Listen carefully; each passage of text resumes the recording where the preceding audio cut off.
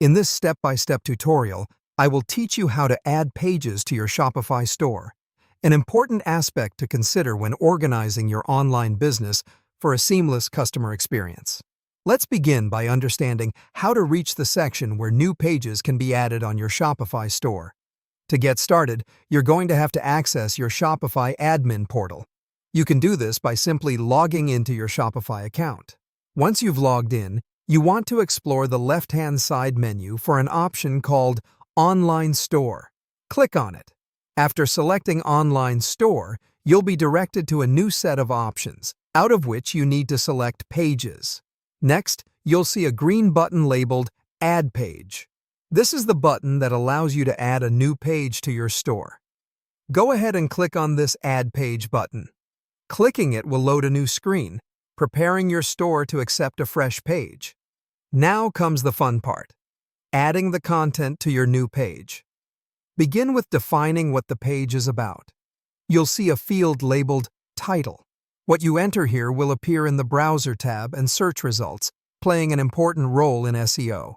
For example, if your page will feature a new clothing line, you may title it New Spring Collection, or something relevant and descriptive. Once the title is set, you're free to add the main content of your page in the main editor area. Here, you have the liberty to let your creativity reign. The main editor is versatile, allowing you to not merely add texts, but also format these texts according to your brand aesthetics. You can highlight important points, change fonts and sizes, and more. That's not all.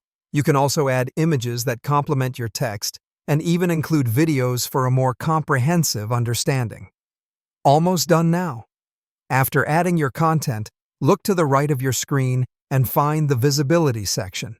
Here, you can control when your page will be visible to your store visitors or customers. By default, it is set to Visible Immediately, but depending on your strategy, you may want to time the visibility of the page. Lastly, don't forget to save all your hard work.